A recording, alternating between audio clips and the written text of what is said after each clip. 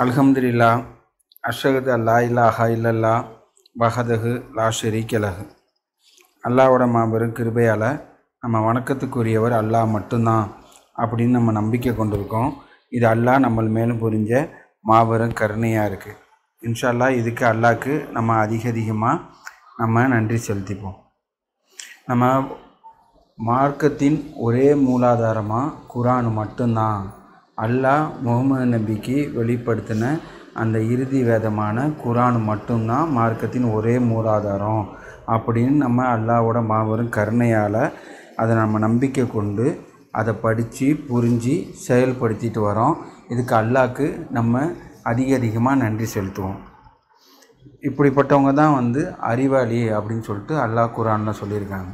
ஏன்னா அல்லாஹ் நம்மளுக்கு வேதமான வழிகாட்டுதலான கலங்கர விளக்கான அனுச்ச வேதத்திலேருந்து படித்து அதை நம்ம மார்க்கமாக கொண்டு செயல்படுத்துகிறோம். இதுதான் வெற்றிக்குரிய வழியாக இருக்குது. இதுதான் பரிபூர்ணமான மகிழ்ச்சி இம்மையிலையும் மறுமையிலையும் தரக்கூடியதாக இருக்குது அப்படின்னு நம்ம புரிஞ்சு செயல்படுத்திக்கிட்டு வரோம். இது அல்லாத வேறு இதை நம்ம மார்க்கமாக எடுக்கும்போது அதில் நம்மளுக்கு கவலை, துக்கம், பாதுகாப்பு இன்மை, அதுக்கப்புறம் அடக்குமுறை, அந்த மாதிரி ஒரு நெகட்டிவ் இதெல்லாம் வரதை நம்ம பார்க்குறோம். இப்போ ஒரு சின்ன எக்ஸாம்பிள், இன்றைக்கி ரொம்ப ஒரு பெரிய நியூஸாக இருக்கிறது. ஹஜ்ஜில் கிட்டத்தட்ட 1000 கணக்கான பேர் நெரிச்சலில் இறந்துட்டாங்க அப்படின்னு நம்ம செய்தி பார்க்குறோம். இது வருஷமாக நடந்துக்கிட்டு இருக்குது. ஒவ்வொரு வருஷத்துலேயும் இந்த மாதிரி பெரும்பாலான மக்கள் நெரிச்சலில் இறந்து போகிறாங்க. நெரிச்சலில் இறந்து போகிறத பார்க்குறோம்.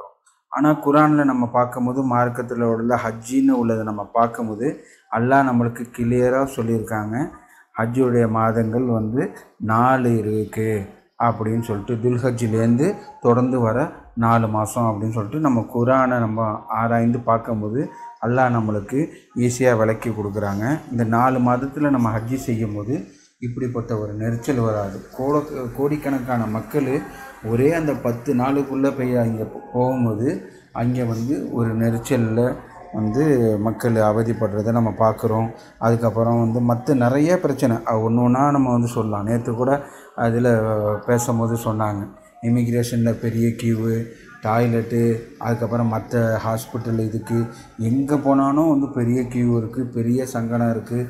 ஒரு எமர்ஜென்சி கூட பார்க்க முடியல. நிறைய பேர் ரொம்ப சிரமப்பட்டு அந்த நெரிச்சலில் இறந்து போகிறாங்க. அதுக்கப்புறம் எல்லாமும் அந்தந்த 10 நாளுக்குள்ளே எல்லா ப்ரைஸும் ரொம்ப ஹைக்காகி ஒரு அதிகபட்சமாக செலவு செய்கிற மாரி போகுது. அந்த மாதிரி நிறைய இது இருக்குது. இது எல்லாத்துக்கும் மேலே அல்லாஹ் மார்க்கமாக ஆக்கி இருக்கிறத அந்த 4 மாதத்தில் நம்ம செய்யும் போது நம்மளுக்கு மார்க்கத்தை அல்லாஹ் எளிதாக்கியிருக்காங்க. இந்த விஷயத்தை பார்த்துட்டு அடுத்தது நம்ம சப்ஜெக்ட்டுக்கு போவோம். இன்ஷா அல்லாஹ் இன்றைக்கி நம்ம பார்க்க போகிற சப்ஜெக்ட் வார்த்தை பேசுகிறது, கோபம், அதுக்கப்புறம் பொறுமையோடு இருக்கிறது, அது எல்லாமே கலந்து இருக்குது. இன்ஷா அல்லாஹ் வசனத்தில் பார்ப்போம். சூரா 41 வசனம் 34. அவுது பில்லாஹி மினஷ் ஷைத்தானிர் ரஜீம். பிஸ்மில்லாஹிர் ரஹ்மானிர் ரஹீம். நல்ல நடத்தையும் கெட்ட நடத்தையும் சமமானவை அல்ல. இயன்றவரை நீங்கள் மிக சிறந்த நடத்தையை கைக்கொள்ள வேண்டும். இதன் மூலமாக உங்கள் விரோதியாக இருந்து வந்த ஒருவனும் உங்களுடைய உற்ற நண்பனாகி விடக்கூடும். இது ஆல்மோஸ்ட் எவ்ரி ஜும்மாவில் இந்த வசனத்தை நம்ம படிக்கிறோம். இன்னும் அதை நம்ம நடைமுறையில் கொண்டு வந்துட்டோமான்னு கேட்டால் அது பெரிய கேள்விக்குறியாக இருக்குது. ஆனால் அல்லாஹ் ரிப்பீட்டடாக அழகாக இந்த வசனத்தில் ரொம்ப கிளியராக சொல்லியிருக்காங்க. நல்ல ரெஸ்பான்ஸு எல்லாத்துக்கும் அந்த நல்ல ரெஸ்பான்ஸு நம்மளுக்கு சொல்லிக் கொடுக்கணும்னு தேவையில்லை. இதே இருக்குது, நம்மளுக்கே தெரியும். ஒரு விஷயம் கேட்குறாங்கன்னா அதை நம்ம சாஃப்டாக ஹேண்டில் பண்ணுறதும் இருக்குது, அதில் வேறு கெட்ட வார்த்தை சொல்லி ரஃப்பாக ஹேண்டில் பண்ணுறதும் இருக்குது. இந்த நல்ல இதில் ஹேண்டில் பண்ணும்போது அல்லாஹ் மிகப்பெரிய பலனாக கொடுக்குறாங்க அப்படின்னு. இந்த மாதிரி நம்ம ஒரு சின்ன ஒரு ரியாக்ஷன் தான் அது நம்மளை அறியாமலே பல விரோதிகளை நம்ம கிரியேட் பண்ணிக்கிட்டே போவோம். விரோதியை கிரியேட் பண்ணுறோன்னா ஃபஸ்ட்டு நம்ம குடும்பத்துலேருந்தே பார்க்கலாம். நம்ம குடும்பத்தில் விரோதினா ஒரேடியாக இல்லை, அவங்க மேலே உள்ள நல்ல அபிப்பிராயம் குறைஞ்சி போய் அங்கே ஒரு கெட்டது மிகழ்ச்சி போகிற மாரி போயிடுது. ஒரு இடத்துல வந்து அல்லாஹ் வந்து சொல்லும் போது அவங்க ஆள் மனத்தில் உள்ள எண்ணங்களை வந்து அவங்களோட வார்த்தையை கொண்டு நீ அடையாளம் கண்டுக்கலாம் அப்படின்னு சொல்லிட்டு ஒரு வசனத்தில் இருக்குது. அதனால் நம்ம எண்ணம் தான் நம்ம வந்து செயலாகவும் வார்த்தையாகவும் வெளியே வருது. அதை நம்ம நல்லதாக காமிக்கும் போது விரோதியாக இருந்த உருவம் கூட நண்பனாகி விடுவான் அப்படின்னு அல்லாஹ் சொல்கிறாங்க. அதுக்கப்புறம் வந்து இந்த ஒரு பிரச்சனை இருக்கும்போது அதுக்கு சால்வும் இதுதான் சொல்லுது. குரான் வந்து நம்ம எல்லா பிரச்சனைக்கும் தீர்வாக குரான் இருக்குது. பரிபூர்ணமான மகிழ்ச்சிக்கு வழிகாட்டக்கூடியதாக இருக்குது. அதை நம்ம வந்து எல்லாம் ரெடியாக எடுத்து வச்சுருக்காங்க. அதை எடுத்து நம்ம பின்பற்ற வேண்டியது தான் நம்மளோட கடமையாக இருக்குது. அதை எடுத்து பின்பற்ற நம்ம தவறிட்டோன்னா நம்ம வந்து அதுக்குள்ள கான்சிக்வன்சஸ், அதுக்குள்ள பிரதிபலனாக நம்ம வந்து நம்ம வாழ்க்கையில் கஷ்டம், துக்கம், மற்ற இதெல்லாம் நடக்குது. அதை தான் நம்ம பார்க்க போகிறோம். ஒரு கோபப்பட்டால் என்னென்ன மாதிரி ஒரு பிரதிபலனை இருக்குது, அதேமாதிரி ஒரு நல்லது செய்யும் போது நம்மளுக்கு என்னென்ன பிரதிபலனை இருக்குது, அதை தான் நம்ம பார்க்க போகிறோம். இந்த இதில் வந்து ஒரு நம்ம நல்ல ரெஸ்பான்ஸ், நல்ல நடத்தையை செய்யும் போது அல்லாஹ் நம்மளுக்கு ஒரு நல்ல பிரதிபலனாக வழங்குறாங்க. எப்படின்னா வந்து ஒரு நெகட்டிவாக உள்ளது நம்மளுக்கு நம்ம மேலே வந்து ஒரு விரோதம் உள்ளவங்க வந்து நம்மளோட உற்ற நண்பராகி விடுவாங்க அப்படின்னு சொல்லிட்டு இருக்குது. அதுக்கப்புறம் நம்ம ஒரு குடும்பத்தில் ஒரு பிரச்சனை வந்தால் கூட வந்து நம்ம எப்படி நம்ம ஒரு மனப்பான்மையில் இருக்கோன்னா அவங்க ஃபஸ்ட்டு சாரி கேட்கட்டும், அல்லது அவங்க வந்து அந்த இதை வந்து அவங்க ஃபஸ்ட்டு வந்து அதை இனிஷியேட் பண்ணிட்டோம் அப்படின்னு சொல்லிட்டு நம்ம நார்மலாக பேசிக்கிட்டு இருப்போம். ஆனால் இந்த வசனத்தில் சொல்லும் போது அல்லாஹ் நம்மளை செய்ய சொல்லியிருக்காங்க. நல்ல நடத்தையை நீங்கள் வந்து வெளிப்படுத்துங்க, அது மூலயமா அவங்கள்ட்டேருந்து உங்களுக்கு நல்லது வரும் அப்படின்னு சொல்லிட்டு இந்த வசனத்தை நம்ம வந்து ஆராய்ஞ்சு பார்க்கும்போது எல்லாத்துக்கும் இப்போ நம்ம ஒரு பெரும்பான்மையான இதில் வந்து நம்ம கொண்டிருக்கிற ப்ராப்ளத்துக்கு வந்து ஒரு சொல்யூஷனாக இருக்குது. நம்ம வந்து சின்ன வசனம்னு நினைக்கலாம், ஆனால் ரொம்ப பெரிய ஆழமான கருத்து இருக்குது. ஒரு குடும்பத்தில் உள்ள கணவன் மனைவிக்குள்ள மன வருத்தம், சகோதரர் சகோதரிக்குள்ள மன வருத்தம், பிள்ளைங்க மகன் மகளுக்குள்ள மன வருத்தம், எல்லாத்தையும் இது ஒரு களையக்கூடியதாக இருக்குது. நம்ம எல்லாத்துக்கும் நம்ம ரெஸ்பான்ஸ் பண்ணும்போது, நல்ல ரெஸ்பான்ஸ் பண்ணும்போது நம்மளுக்கு அவ்வளோ பெரிய பிரதிபலனாக கிடைக்குது. இன்ஷால்லா இந்த வசனத்தை நம்ம மறுபடியும் நம்ம படித்து நம்ம உணர்ந்து அதை வந்து நம்ம செயலுக்கு கொண்டு வருவோம் இன்ஷால்லா. அதுக்கப்புறம் நன்னெறியாளர்களின் பண்பு, இந்த மாதிரி குரானில் எல்லாம் நிறைய வசனம் சொல்லியிருக்காங்க. நன்னெறியாளர்களின் பண்பு நம்ம வந்து நம்ம சொல்லலாம். நம்ம அதுக்கப்புறம் வந்து மூமின்கள், முஸ்லீம்கள், அதாவது சப்மிட்டர்ஸோட பண்பு அப்படின்னு சொல்லிட்டு அல்லாஹ் சொல்லியிருக்காங்க. அந்த பண்பை நம்மக்கிட்ட இருந்தால் தான் நம்ம அந்த கேட்டகரியில் வந்து இருப்போம். அப்படி இல்லாட்டி சும்மா வாய் வழியால் நானும் சப்மிட்டர் தான், நானும் முஸ்லீம் தான், நானும் முஹ்மின் தான் அப்படின்னு சொல்லிட்டு நம்மளே வந்து நம்மளுக்கு பேர் கொடுத்துக்கிட்டு இருக்கலாம். ஆனால் அந்த கேரக்டர் நம்ம செயல்படுத்தினா மட்டும்தான் அது ரியலாக அல்லாஹ்கிட்ட கவுண்டட் ஆகுது. அப்படிப்பட்ட நல்ல ஆட்களின் பண்பாக வந்து அல்லாஹ் இதில் இந்த வசனத்தில் ஒன்று சொல்கிறாங்க. சூரா 3 வசனம் 134. அவுதுபில்லாஹி மினஷ் ஷைத்தானிர் ரஜீம், பிஸ்மில்லாஹிர் ரஹ்மானிர் ரஹீம். அவர்கள் நல்ல காலங்களிலும் அவ்வண்ணமே கஷ்ட காலங்களிலும் தர்மத்திற்கென கொடுப்பார்கள். இது பாயிண்ட் 1. அதுக்கப்புறம் கோபத்தை அடக்கி கொள்வார்கள். இது 2. மக்களை பிழை பொறுக்கக்கூடியவர்களாக இருக்கின்றனர். 3வது பாயிண்ட்டு. 4வது பாயிண்ட் வந்து அவர் பெருந்தன்மை, அல்லாது அல்லாஹ் வந்து இப்படிப்பட்டவங்கள சொல்லிட்டு பெருந்தன்மையுடையவர்களை அல்லாஹ் நேசிக்கின்றார் அப்படின்னு சொல்லிட்டு இதெல்லாம் வந்து அவங்களோட வந்து ஒரு கேரக்டராக சொல்லியிருக்காங்க. உதாரணத்துக்கு நானும் டாக்டர் தான் சொல்லிட்டு யார் வேணாலும் சொல்லலாம். ஆனால் ஆக்சுவல் டாக்டர்னால் யாருன்னா அப்படிப்பட்ட அந்த மருத்துவ இதை படித்து அதை செயல்படுத்தும் போது தான் அவங்க வந்து டாக்டரு. அந்த மாதிரி வந்து நம்மளாம் வந்து ஒரு சப்மிட்ரு, நம்மளாம் வந்து ஒரு முஸ்லீமு அப்படின்னா நம்ம இந்த மாதிரி பண்பெல்லாம் நம்ம கொண்டு வரணும். இந்த மாதிரி பண்பை வந்து நம்ம வந்து ஒரு பொறுமையை கொண்டு நம்ம வந்து ஒரு கன்சிஸ்டண்ட்டாக செய்யும் போது அதை வந்து அடையக்கூடியது, அல்லாவோட உதவியால் அடையக்கூடியதாக இருக்குது. இந்த இதில் என்ன 4 பாயிண்ட் எல்லாம் சொல்லியிருக்காங்க. என்னென்னா நல்ல காலத்துலேயும் கஷ்ட காலத்துலேயும் தர்மம் கொடுப்பாங்க, கோபத்தை அடக்குவாங்க, மக்களை பிழை பொறுப்பாங்க. கோபத்தை அடப்பாங்க, பிழையும் பொறுப்பாங்க. ஏன்னா எல்லோரும் தவறு செய்யக்கூடியவங்க தான். மற்றவங்க நம்ம எதிரணியில் ஒரு செஞ்சிட்டா கூட அதை வந்து பிழை பொறுக்கணும் அப்படின்னு சொல்கிறாங்க. பெருந்தன்மையோடு இருக்குன்னு, பெருந்தன்மையுடையவர்களை வந்து அல்லாஹ் நேசிக்கின்றேன் அப்படின்னு சொல்லிட்டு சொல்லியிருக்காங்க. 342-37வது வசனத்தில் அவர்கள் பெரும் பாவங்களையும் ஒழுக்கக்கேட்டையும் தவிர்த்து கொள்வார்கள். இது ஏன்னா நம்பிக்கையாளர்களோட பண்பு. பெரும் பாவமோ ஒடுக்கக்கேட்டையும் தவிர்த்து கொள்வார்கள். அவர்கள் கோபம் கொண்டால் மன்னித்து விடுவார்கள். இது ஒரு பெரிய நம்ம கோபம்னு உள்ள சப்ஜெக்டில் தான் பார்த்துக்கிட்டு இருக்கோம். அதுக்கு ரிலேட்டடாக உள்ள வசனத்தை எடுத்து பார்க்கும்போது அவன் கோபம் கொள்ளும் போது மன்னித்து விடுவாங்க. கோபம் வரும், அது மனிதனோட அது ஒரு இயல்பாக இருக்குது. அப்படிப்பட்ட இயல்பை அல்லாஹ் அதை கண்ட்ரோல் பண்ணுங்க அப்படின்னு சொல்லியிருக்காங்க. அதேமாரி ஈகோவும் இருக்குது. ஈகோவும் திரும்பி வர நம்ம அதை கொல்லுன்னு, அதாவது கில் யுவர் ஈகோ அப்படின்னு சொல்லிட்டு அல்லாஹ் சொல்லியிருக்காங்க. இந்த மாதிரி இதில் உள்ள பண்பில் சொல்லும் போது கோபத்தை அல்லாஹ் ரொம்ப மெயினாக சொல்லியிருக்காங்க. அந்த கோபம்னு நம்ம பார்க்கும்போது ஒரு மெடிக்கல் இதுலேயும் பார்க்கும்போது, இல்லை பழைய இலக்கியத்துலேயும் பார்க்கும்போது, ஒரு கோபத்தை ஒரு வன்மையாக இது கோபம் கொள்ளக்கூடாது அப்படின்னு சொல்லியிருக்காங்க. கோபம் கொள்ளாமைன்னு உள்ள ஒரு திருக்குறள் கூட இருக்குது. ஒரு நிலத்தில் ஓங்கி அடித்தா, நம்ம தரையிலையோ அல்லது பாறையிலையோ நம்ம கையால் அடித்தா அது அந்த வலி நம்மளுக்கு தான் திரும்பி உண்டாக்கும். அதாவது எப்படின்னா, நிலத்தில் அடித்தவன் கை வேதனையிலிருந்து தப்ப முடியாதது போல கோபத்தை குணமாக கொண்டவன் வேதனை அனுபவத்திலிருந்து தப்ப முடியாது. ஒருவன் தன்னைத்தானே காத்து கொள்ள வேண்டுமானால் சினத்தை கொள்ள வேண்டும், இல்லை என்றால் சினம் அவனை அழித்துவிடும். இது உண்மையாக இது குர்ஆன் வசனத்துலேயும் அல்லாஹ் ஒரு நிறையா இதை நம்ம கோபம் கொள்ளக்கூடாதுன்னு இந்த மாதிரி உள்ளதில் சொல்லியிருக்காங்க. நம்ம ஒரு ஜும்மா பயானில் பார்த்தோம், கான்சிக்வன்சஸ்ன்னு பிரதிபலன். ஒரு காரியம் செஞ்சால் அதுக்குள்ள பிரதிபலன் நம்மளுக்கு கிடைக்கிது அப்படின்னு. அந்த மாதிரி அல்லாஹ்வோட படைப்பான நம்ம உடம்பை பற்றி நம்ம குர்ஆன் கிளாஸில் நம்ம டிஸ்கஸ் பண்ணிட்டு வரோம். சிஸ்டர் சொன்னாங்க, அதில் உள்ள செல்ஸை பற்றி ஒரு வாரம் பண்ணாங்க. அதுக்கப்புறம் ரத்தத்தோட ஃபங்க்ஷன் பற்றி, அந்த மாதிரி கண்ணோட ஃபங்க்ஷன் பற்றி ஒன்று பார்த்துட்டு வர்றோம்.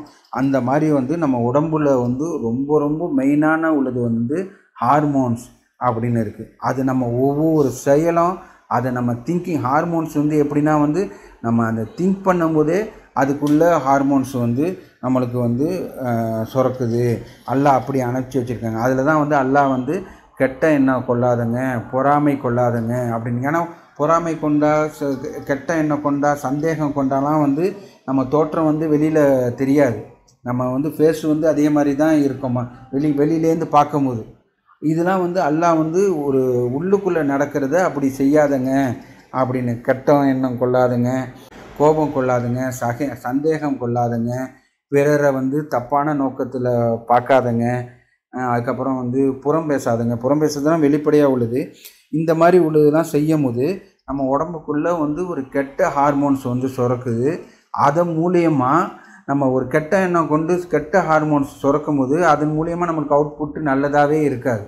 நம்மளுக்கு ஒரு கெட்ட திங்கிங் வரும், கெட்ட செயலை செய்யணும்னு சொல்லும், கெட்ட வார்த்தை பேசணும்னு சொல்லும், வரம்பு மீறி ஒரு சில காரியம் செய்யணும்னு தோணும். அதுக்கப்புறம் இந்த மாதிரி உள்ள ரியாக்ஷன்லாம் உடம்புக்குள்ளே நடக்கக்கூடியதாக இருக்குது.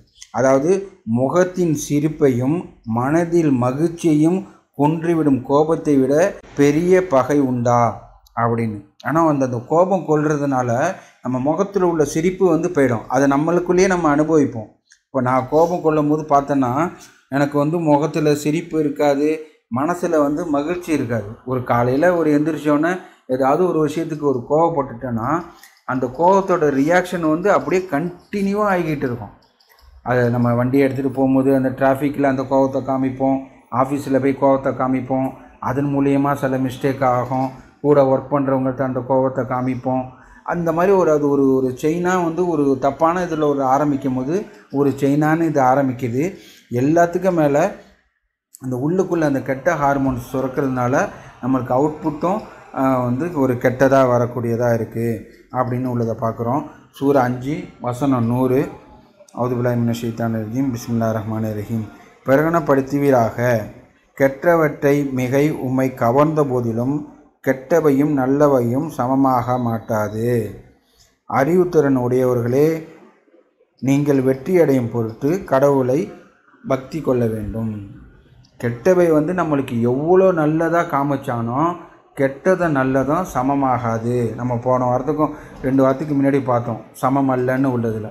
எக்காரணத்துலேயும் சமம் அல்ல. இப்போ இது வந்து அப்படி ஆகாது. ஆரஞ்சை நம்ம புழிஞ்சிட்டு ஆப்பிள் ஜூஸ் எதிர்பார்த்தோன்னா அது நடக்கவே நடக்காது. ஆரஞ்சை நம்ம புழிஞ்சா ஆரஞ்சு ஜூஸ் தான் வரும். அந்த மாதிரி வந்து நம்ம வந்து கெட்டதை கொண்டு கோபத்தை கொண்டு கெட்ட எண்ணத்தை கொண்டு அல்லாஹ் கூடாதுன்னு சொல்லியிருக்கிறது செய்யும் போது அதில் அவுட்புட்டு நல்லதாக வராது, அது வந்து கெட்டதாக தான் வரும். அதேமாரி நம்ம ஒரு கெட்டதை செஞ்சுட்டு நம்ம ஒரு நல்ல பலனை எதிர்பார்க்க முடியாது அப்படின்னு உள்ளது அல்லாஹ் பல வசனத்தில் சொல்லியிருக்காங்க. அவங்களுடைய வாழ்வும் மரணமும் சமம் அல்ல. உங்கள் அறிவில் வந்து உங்கள் கோளாறா அப்படின்னு சொல்லிட்டு அல்லாஹ் நம்மளை ஒரு ரொம்ப ஸ்ட்ரிக்டான ஒரு வசனத்தை சொல்லி கேட்டிருக்காங்க. நான் நம்பிக்கையாளர்களை நான் குற்றவாளிகள் போல் நான் நடத்துவோமா, உங்கள் சிந்தனையில் என்ன கோளாறு அப்படின்னு சொல்லிட்டு அல்லாஹ் குர்ஆன் வசனத்தில் நம்மளுக்கு சிந்திக்க சொல்லியிருக்காங்க. அதனால் நம்ம செயல் நம்ம ரெஸ்பான்ஸ் எல்லாம் வந்து நல்லா இருந்தால் நம்ம வாழ்க்கை நல்லா இருக்கும். அது நல்லா இல்லைன்னா நம்ம வாழ்க்கை அதை நம்ம வந்து அந்த மாதிரி தான் இருக்கும் அப்படின்னு உள்ளதை நம்ம பார்க்குறோம். இதை செஞ்சுட்டு நம்ம வந்து கெட்டதை செஞ்சுட்டு நம்ம நல்லதை எக்காலத்துலையும் எதிர்பார்க்க முடியாது அப்படின்னு இருக்குது. அந்த ஒரு கெட்டதில் வந்து கோபம் வந்து ரொம்ப ரொம்ப பெரிய கொடிய விஷயமா இருக்குது. அதை இன்ஷால்லா நம்ம தவிர்த்துப்போம். அல்லாஹ் நம்மளுக்கு அருள் புரிட்டோம். ஆதியில் செஞ்ச பாவத்துக்கு பாவ மன்னிப்பு கேட்போம். தூபில்லா அல்ஹம்துலில்லாஹ் அஷ்ஹது அல்லா இலாஹா இல்லல்லாஹ் வஹதஹு லா ஷரீக லஹு. நம்ம குர்ஆனில் கோபம்னு உள்ள இதை நம்ம எடுத்து பார்க்கும்போது நிறைய வசனத்தில் அல்லாஹ் வந்து கோபத்தை பற்றி சொல்லியிருக்காங்க. அது நீங்கள் செய்யாதங்க அப்படின்னு. ஏன்னா வந்து அது வந்து டைரெக்டாகவும் சரி, நம்ம கண் கூடானும் சரி, நம்ம கண்ணுக்கு மறைவானதும் சரி, பெரிய தீங்கிழிக்கக்கூடியதாக வந்து இருக்குது. அந்த கோபத்தை நம்ம சொல்லாதுங்க. அந்த கோபத்தில் உள்ள அடங்கினது தான் வந்து அந்த வார்த்தை உபயோகிப்பு. அல்லாஹ் வந்து நல்ல வார்த்தையை பயன்படுத்துங்க. ஒரு வசனத்தில் அல்லாஹ் சொல்கிறாங்க, நீங்கள் நல்ல வார்த்தையை பயன்படுத்தும் போது ஆழமான வேர் உள்ள மரம் மாதிரி. அந்த இதை வந்து அப்படியே நம்ம கம்பேர் பண்ணி பாருங்கள். நம்ம பழங்காலத்து 100 வருஷத்துக்கு முன்னாடி அதுக்கு முன்னாடி உள்ள மரத்தெல்லாம் நம்ம பார்க்குறோம், அது பலன் கொடுத்துக்கிட்டு இருக்குது. அந்த மாதிரி வந்து ஆழமான வேர் உள்ள மரம் மாதிரி ஒரு நல்ல வார்த்தை சொன்னால் அது அல்லாஹ் வந்து அவ்வளோ பெரிய உதாரணத்தை எடுத்து சொல்கிறாங்க. அது காலங்காலத்துக்கும் நம்மளுக்கு வந்து பலன் தந்து அது மூலயமா நம்ம பலன் பெற்றுக்கிட்டே இருப்போம் அப்படின்னு. ஒரு கெட்ட வார்த்தை நம்ம சொல்கிறது வந்து ஒரு வேரே இல்லாத செடி மாதிரி. அது வந்து ஈஸியாக தூக்கி போட்டுட்டு போயிடுவாங்க. அதுலேருந்து நம்ம எந்தவித பலனும் அடைய முடியாது. இப்படி இருக்கும்போது உண்மையான அறிவாளிகள் வந்து எது நல்ல வார்த்தைன்னு தேர்ந்தெடுத்து பேசுவாங்க. எல்லாருக்கிட்டேயும் ஒரே மாதிரி நல்ல வார்த்தையாக பேசுவாங்க. பணம் உள்ளவங்கள்ட்ட ஒரு மாதிரி, பணம் இல்லாதவங்கள்ட்ட ஒரு மாதிரி இல்லாமல், ஏழைங்க பணக்காரங்க, அதுக்கப்புறம் நம்மளுக்கு கீழே வேலை பார்க்குறவங்க, நம்மளுக்கு மேலே வேலை பார்க்குறவங்கன்னு பேசாமல் பிரித்து பார்க்காம எல்லாருக்கிட்டேயும் ஒரு நல்ல வார்த்தையை பயன்படுத்துவாங்க. இந்த வசனத்தை நம்ம பல டைமு நம்ம படிச்சிருக்கோம், உணர்ந்திருக்கோம். இதை நம்ம செயல்படுத்தணுன்னா அதோட பிரதிபலன் வந்து ரொம்ப மகத்தானதாக நம்மளுக்கு ஒரு பெரிய மகிழ்ச்சி தரக்கூடியதாக இருக்குது. இந்த ஒரு சின்ன விஷயத்தை நம்ம செய்ய மாட்டோம். அல்லாவோட சிஸ்டமே அப்படி தான். நம்ம ஒரு சின்ன விஷயம் சொன்னால் அல்லாஹ் பெருசாக பிரமிப்பான உள்ள இதெல்லாம் நம்மளுக்கு கொடுக்கக்கூடியவங்களாக இருக்காங்க. அப்படிப்பட்ட சின்ன விஷயத்தை நம்ம வந்து அலட்சியப்படுத்திடுறோம். இன்னொரு இடத்துல சொல்லும் போது seek God's kingship over you and everything will follow, அல்ல பைபிள் வசனத்தில் அல்லாஹ் சொல்லி காமிக்கிறாங்க. அல்லாவோட சாம்ராஜ்யத்தை நம்ம தேடும் போது எல்லாமே நம்மளை தொடர்ந்து நம்மளை தேடி வரும். நம்ம வந்து பணம் சொல்லிட்டு சில சமயத்துக்கு நம்ம நிறைய டைமு ஒரு பணம் சம்பாரிச்சே ஆகணும், இதே ஆகணும், நம்ம பிஸ்னஸ் இது பண்ணணும்னு சொல்லிட்டு நம்ம கடினமாக உழைப்போம், அதிகமான நேரம் உழைப்போம். ஆனால் வந்து அந்த நம்ம எதிர்பார்க்குற மாதிரி பலன் கிடைக்காது. சில சமயத்துக்கு நம்மளாக தேடி எல்லாமே வந்து வரோம். அந்த மாதிரி வந்து இது எல்லாமே வந்து நம்ம ஒரு காட் இஸ் ரன்னிங் எவ்ரிதிங் அப்படின்னு நம்ம உணர்ந்து அல்லாவோட கட்டளைகளை நம்ம பின்பற்றி நம்ம அதை செயல்படுத்தும் போது அல்லாஹ் அதில் பரக்கத்தை செஞ்சு நம்மளுக்கு கொடுக்குறாங்க. எதிர்பாராத புறத்துலேருந்து ஒரு பாதுகாப்பு இன்மை வரும்போது எதிர்பாராத புறத்துலேருந்து நம்மளுக்கு வந்து உதவி செய்கிறாங்க. அதுக்கு நம்ம மூசா நபி ஸ்டோரியை நம்ம பார்க்குறோம். நம்ம வந்து ஒரு அது நிறைய வாட்டி நம்ம அதை டிஸ்கஸ் பண்ணியிருக்கோம். ஒரு சைடு கடல், ஒரு சைடு ஃப்ரோனு கூட்டம். அந்த நடுவில் உள்ளவங்களோட மனப்பான்மை எப்படி இருக்குன்னா, கடலில் தப்பிச்சு போக முடியாது, இந்த சைடு வரவங்க வந்து மனசு மாதிரி நம்மளை கொல்லாமல் எல்லாம் இருக்க மாட்டாங்க, நம்மளை கொல்றதுக்குன்னு அவ்வளோ கோவத்தில் வந்துக்கிட்டு இருக்காங்க. இப்போ வந்து நம்ம தப்பிக்க வழியே இல்லை அப்படின்னு சொல்லும் போது மூசா நபி வந்து உறுதியோடு இருக்காங்க. வாய்ப்பே இல்லை, அல்லாஹ் நம்மளை காப்பாற்றுவாங்க அப்படின்னு சொல்லும் போது யாருமே சிந்திச்சு கூட பார்க்க முடியாத அளவுக்கு எதிர்பாராத புறத்துலேருந்து அல்லாஹ் வந்து அவங்கள காப்பாற்றுறாங்க. கடலை பொறந்து காப்பாற்றுறாங்க. அந்த மாதிரி வந்து அல்லாஹ்கிட்ட நம்ம பொறுப்பை ஒப்படைச்சி நம்ம செயல்படுத்தும் போது அல்லாஹ் நம்மளுக்கு பிரதிபலன் தராங்க. அதனால் நம்ம வந்து அல்லாஹ்கிட்ட தான் நம்ம வந்து நம்மளோட செயல் உள்ள அல்லாஹ் நம்மளுக்கு கற்றுக் கொடுக்குற மாதிரி அந்த செயல் வார்த்தை எல்லாத்தையும் அல்லாஹ் நம்மளுக்கு கற்றுக் கொடுக்குற மாதிரி நம்ம செய்யணும். இந்த வசனத்தில் அல்லாஹ் சொல்லும் போது நல்ல வார்த்தையை உபயோகப்படுத்துங்க அப்படின்னு சொல்லிட்டு சொல்கிறாங்க. இதன் மூலயமா இதை நம்ம செஞ்சாலே அதோட பலனை நம்ம வந்து அனுபவிக்க முடியும். எல்லாருக்கிட்டேயும் ஒரு புன்னகையோட இதே பண்ணும்போது அதுக்கு வந்து ஆப்போசிட்டாக வந்து ஒரு கோபமும் கெட்ட வார்த்தையும் சொன்னால் இதுக்கு முன்னாடி உள்ள இதில் படித்த மாதிரி தான் நம்ம முகத்தில் உள்ள மகிழ்ச்சியை வந்து அழிச்சிரும், நம்ம நிம்மதியை குலைச்சிரும். அதுக்கு அந்த இது இருக்குது. ஒரு கோபத்தோட இதாக என்ன ஆகுதுன்னு, அதிகப்படியான கோபத்தால் நரம்பு விரைவில் செயலிருந்து விடுகின்றன. கோபம் படும்போது நூற்றுக்கணக்கான நரம்புகள் செயல்படுகின்றன என்பதை நம் அறிவியல் தெரிவிக்கின்றது. அதிகப்படியான கோபத்தால் நரம்புகள் விரைவில் செயலிருந்து விடுகின்றன. நம்ம இதெல்லாம் சொல்கிறோம், ஒரு நரம்பு தளர்ச்சி, நரம்பு வீக் ஆகிடுச்சின்னு. இதுக்கு முன்னாடி நம்ம பார்த்தோம், ஒன்றுத்துக்கும் ஒரு ஹார்மோன் இருக்குது. நம்ம வந்து ஒரு கோபம் கொள்ளும் போது எல்லாமே எக்ஸ்ட்ரீமாக போயிடுது. அந்த ஹார்மோன் சுரந்து பிளட்டு ப்ரெஷர் வந்து ஏறிடுது, பிளட்டு வந்து வேகத்தில் இதாகுது, ஹார்ட்டு வேகத்தில் பம்ப் ஆகுது, நம்ம நார்மல் இதோட வந்து ஃபங்க்ஷன் அதிகமாகிடுது. இப்போ இந்த மாதிரி உள்ளதில் இருக்கும்போது அந்த மூளை திங்கிங்கை வந்து அப்படிப்பட்ட ப்ரெஷர், ஹை ப்ரெஷர் இதாகும்போது அதான் ஹைப்பர் டென்ஷன்னு சொல்லுவாங்க. இந்த ஹைப்பர் டென்ஷனோட இன்னொரு மெயின் இது என்னென்னா வந்து மூளை ஃபங்க்ஷனை ஸ்டாப் பண்ணிடும். மூளையை வந்து திங்க் பண்ணக்கூடாது. நம்ம ஒரு அமைதியாக இருக்கும் போது நம்மளோட மூளை வந்து நம்மளுக்கு கரெக்டானது வரும். இதான் பிரச்சனை, இதுக்கு இப்படி ஹேண்டில் பண்ணால் இதுக்கு தீர்வு வரும், இந்த இதை வந்து தப்பை செய்யக்கூடாது அப்படின்னு சொல்லிட்டு நம்மளுக்கு பொறுமையாக இருக்கும்போது நம்மளுக்கு மூளை ஃபங்க்ஷன் வேலை செஞ்சு நம்மளுக்கு செய்தி அனுப்பும். அந்த கோபம் கொள்ளும் போது அப்படிப்பட்ட இதை வந்து அந்த மூளை ஃபங்க்ஷன் ஆகிறது ஸ்டாப் ஆகிடுது. ஸ்டாப் ஆகிட்டு ஒரு நெகட்டிவ் இது இந்த மூளை நம்மளுக்கு ஒரு ப்ராப்பராக ஃபங்க்ஷன் ஆகிறதுனால நம்ம வந்து எல்லா இதையும் வந்து ஒரு கெட்டதாக ஒரு செய்கிறதுலாம் வந்து ஒரு கெட்டதாக போயிடுது. எந்த பிரச்சனை எடுத்துக்கிட்டாலும், சின்ன பிரச்சனை, வீட்டில் உள்ள பிரச்சனையிலேருந்து பெரிய போர் வரைக்கும் உள்ளதை எடுத்துக்கிட்டால், ஒரு கோபத்தில் ஒரு தப்பான முடிவு எடுத்துருது, அல்லது ஒரு கோபம் வரும்போது டக்குன்னு ஒரு தப்பான ஒரு வார்த்தை சொல்லிடுவாங்க. அந்த ஒரு பெரிய வார்த்தையால் பெரிய மாற்றமே வந்து ஒரு நிகழ்ந்திருக்கிறதுல நம்ம பார்க்குறோம். அந்த மாதிரி அவ்வளோ கொடூரமான அந்த கோபத்தை அல்லாஹ் நம்ம அடக்குங்கன்னு சொல்லியிருக்காங்க.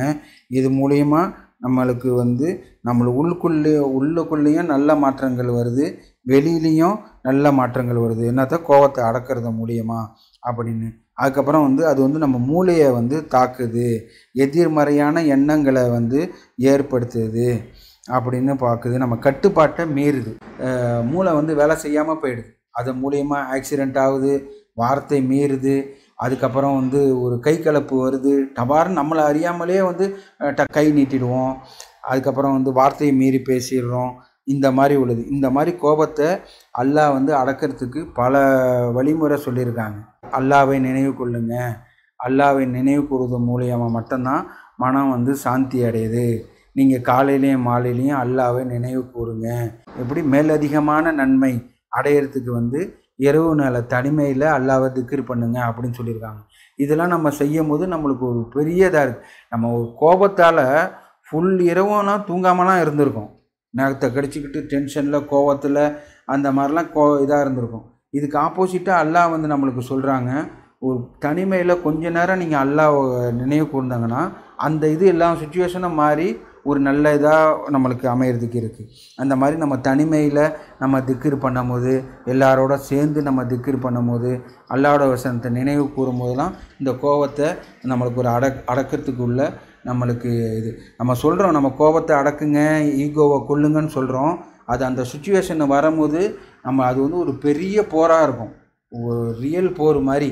அந்த சைட்லேருந்து மிகச்சி வரும், இந்த சைட்லேருந்து மிகச்சி வரும். நம்ம நிறையா டைமில் வந்து நம்ம தோற்று போய் கெட்ட வார்த்தையோ அல்லது வெளிப்படையான கோபத்தையோ நம்ம வந்து வெளிப்படுத்திடுறோம். அந்த இதை கண்ட்ரோல் அடைகிறதுக்கு நம்ம அல்லாவை நினைவு கூறுறதுல தான் ஒரு பெரிய டூலாக இருக்குது. அது அல்லாஹ் பல வசனத்தில் நம்மளுக்கு நினைவூட்டிருக்காங்க. அல்லாவை திக்ர் பண்ணுங்க, அல்லாவை திக்ர் பண்ணுறது மூலியமாக தான் உங்கள் மன அமைதி அடையுது அப்படின்னு. அப்படிப்பட்ட ஒரு நல்ல செயலை வந்து நம்ம செஞ்சுக்கிட்டு வரும்போது இதெல்லாம் வந்து ஒரே நாளில் மாற போகிறது இல்லை. நம்ம ஸ்டெப் பை ஸ்டெப்பாக மாறி ஒரு கூடிய சீக்கிரத்தில் நம்ம வந்து ஒரு கோபத்தெல்லாம் ஒரு அடக்கிறது நம்ம முடியும். இது வந்து ரொம்ப பெரிய முடியாத காரியம் இல்லை. அல்லாவோட அருளால் கோபத்தை அடக்கிறதுக்கு அல்லாஹ் நம்மளுக்கு அருள் புரியட்டும். பொறுமை. அவுதுபில்லாஹி மினஷ் ஷைத்தானிர் ரஜீம். பிஸ்மில்லாஹிர் ரஹ்மானிர் ரஹீம். எப்படி அல்லாஹ் கோபத்தை அடக்குங்க அப்படின்னு சொல்லிட்டு அல்லாஹ் பல வசனத்தில் சொல்கிறாங்களோ அதே மாதிரி பொறுமையோடு இருங்க, சபூர் அப்படின்னு சொல்லிட்டு அல்லாஹ் பல வசனத்தில் சொல்லியிருக்காங்க. அல்லாஹ்கிட்ட பொறுப்பை ஒப்படைச்சிட்டு சபூரோடு இருங்க, பொறுமையோடு இருங்க. அவுதுபில்லாஹி மினஷ் ஷைத்தானிர் ரஜீம். பிஸ்மில்லாஹிர் ரஹ்மானிர் ரஹீம். நீங்கள் பொறுமையை கை கொள்ள வேண்டும், மேலும் உங்களுடைய பொறுமையை கடவுளுடன் உதவியை கொண்டு மட்டுமே அடையக்கூடியதாக உள்ளது. பொறுமையும் மன்னிப்பையும் கை கொள்வது குணநலத்தின் ஒரு மெய்யான பலத்தை பிரதிபலிக்கிறது. நம்ம உடம்பு ஸ்ட்ரென்த்தை வந்து நம்ம மெஷர் பண்ணுறதுக்கு நிறையா இது இருக்குது. கையை வச்சுக்கிட்டு எந்த சைடு யார் ஸ்ட்ரென்த்துன்னு சொல்லிட்டு பார்ப்பாங்க, அல்லது மற்ற ஏதாவது ஒரு ஸ்போர்ட்ஸ் வச்சு யார் ஸ்ட்ரென்த்துன்னு சொல்லிட்டு பார்ப்பாங்க. ஆனால் நம்ம குணநலத்தை வந்து நம்ம வந்து பிரதிபலிக்கிறது எப்படின்னா, நம்ம பொறுமையாக இருக்கிறது, பொறுமையை கை கொள்வது, அதுதான் நம்மளோட குணநலத்தை. அதுக்கு வந்து எக்யூப்மெண்ட்டே கிடையாது. இந்த ஒரு பிளட் டெஸ்ட் பண்ணி பார்க்குறதோ அல்லது வேறு ஏதாவது வயிற்று தூக்கி பார்க்குறதோ நம்ம அந்த மாதிரிலாம் நம்ம மெஷர் பண்ண முடியாது. நம்மளோட செயல் மூலியமாக தான் அதை வந்து அல்லாஹ் நம்ம மெஷர் பண்ண முடியும் அப்படின்னு சொல்லிட்டு சொல்லியிருக்காங்க. அந்த மாதிரி பொறுமையையும் மன்னிப்பையும் கை கொள்வது தான் உங்கள் குணநலத்தின் ஒரு மெய்யான பலத்தை பிரதிபலிக்குது அப்படின்னு சொல்லிட்டு அல்லாஹ் சொல்லியிருக்காங்க. இன்னும் 2 வசனம். இயன்றவரை மிக சிறப்பாக ஒருவரைக்குறை நடத்தி கொள்ளும்படி என் ஊழியர்களிடம் கூறுவீராக, ஏனெனில் சாத்தான் எப்போதும் அவர்களுக்கிடையில் ஒரு பிளவை உண்டாக்க முயற்சிப்பான். நிச்சயமாக சாத்தான் மனிதர்களுடைய தீய விரோதி ஆவான் அப்படின்னு. ஒருவருக்கொருவர் நல்ல முறையில் நடத்தி கொள்ளுங்கன்னு சொல்லிட்டு அல்லாஹ் சொல்லிட்டு, சைத்தான் வந்து அப்படிப்பட்ட உள்ள விஷயத்தில் தான் வருவான், அவங்க உங்களுக்குள்ளேயே வந்து பிளவை உண்டாக்க முயற்சிப்பான் அப்படின்னு. ஒரு தர்க்கம் வந்தால் கூட, இந்த குரான் டிஸ்கஷன்லேயே வந்தால் கூட, நம்ம அந்த சப்ஜெக்டை எடுத்துக்கிட்டு நம்ம அல்லாஹ்கிட்ட நம்ம பொறுப்பை படைச்சிட்டு நம்ம தேடும் போது அல்லாஹ் நம்மளுக்கு ஆசிரியராக இருக்காங்க. அந்த மாதிரி உள்ளதுக்கு தான் நம்ம கை கொள்ளணும். டக்குன்னு வந்து நம்ம கோபம் கொண்டு ஒரு தப்பான வார்த்தையை பேசி இது பண்ணிடக்கூடாது அப்படின்னு உள்ளதை நம்ம பார்க்குறோம். பூமியில் சாந்தமாக நடப்பவர்களே மிக்க அருளாளரால் வழி நடத்தப்பட்டவர் ஆவார். யார் வழி நடத்தப்படுறாங்கன்னு சொல்லிட்டு அல்லாஹ் இதை சொல்லியிருக்காங்க. நம்ம வந்து இய்யாக்க நஅபுது வ இய்யாக்க நஸ்தகீம்னு சொல்லிட்டு கேட்குறோம். உண்மையே நாங்கள் வணங்குகின்றோம், உம்மிடமே உதவி தேடுகின்றோம், சரியான வழியில் எங்களை வழி நடத்து அப்படின்னு சொல்லிட்டு சூரா ஃபாத்திஹால நம்ம துவா கேட்குறோம். அதுக்கு ஆன்சராக வந்து அல்லாஹ் வந்து பூமியில் சாந்தமாக நடப்பவர்களை வந்து அல்லாஹ் வந்து வழி நடத்துகிறாங்க. மேலும் அறியாதவர்கள் அவர்களிடம் பேசும்போது சாந்தியை மட்டும் உதிப்பாங்க அப்படின்னு அல்லாஹ் சொல்கிறாங்க. அறியாதவர்கள் நம்மள்கிட்ட பேசும்போது அதுக்கு பிரதிபலனாக நம்ம கோபமோ அல்லது அதை வந்து வேறு மாதிரி உள்ள இதோ செய்யாமல் நம்ம வந்து சாந்தியை தான் உதிர்ப்பாங்க அப்படின்னு சொல்லிட்டு சொல்லியிருக்காங்க. இப்படிப்பட்டவங்களுக்கு தான் வந்து அல்லாஹ் வந்து வழி நடத்துகிறேன் அப்படின்னு சொல்லிட்டு சொல்லியிருக்காங்க. எவ்வளோ பெரிய பெரிய விஷயத்தை அல்லாஹ் வந்து இந்த கோபத்துலேயும் நம்ம ரெஸ்பாண்ட் பண்ணுறதுலேயும் அல்லாஹ் வந்து வச்சுருக்காங்க. வழி நடத்துகிறேன் அப்படின்னு சொல்லிட்டு சொல்லியிருக்காங்க. அதுதான் சக்ஸஸ்ஸு.